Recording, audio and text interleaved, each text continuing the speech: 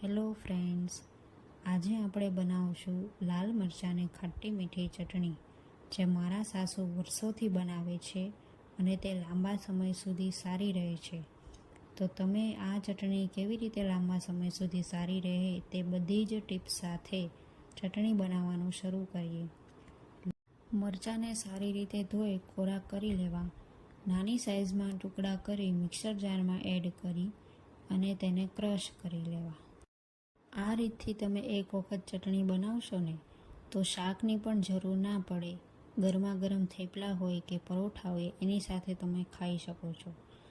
મરચાંનું માપ જોઈએ તો 300 ગ્રામ મરચાં લીધા છે. એમાં એની અડધી એટલે કે 150 ગ્રામ ખાંડ ઉમેરી છે. ખાંડનું માપ તમે તમારા સ્વાદ અનુસાર ઓછું કે વધુ કરી શકો છો. ખાંડ બરાબર મિક્સ થઈ જાય એટલે 1 ચમચી મીઠું ઉમેરી દેવું. તમે દળેલી ખાંડ લેવી હોય તો એ પણ લઈ શકો છો. મરચાંમાં પાણીનો ભાગ હોવાથી ગેસની લો ફ્લેમ ઉપર જ આ ચટણી તમારે બનાવવી.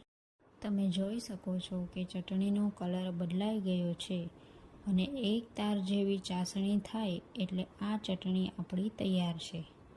હવે ચટણીને ઠરવા દેવી અને ઠરી જાય એટલે તેમાં 4 લીંબુનો રસ ઉમેરવો, જેથી આ ચટણી લાંબા સમય સુધી સારી રહે છે.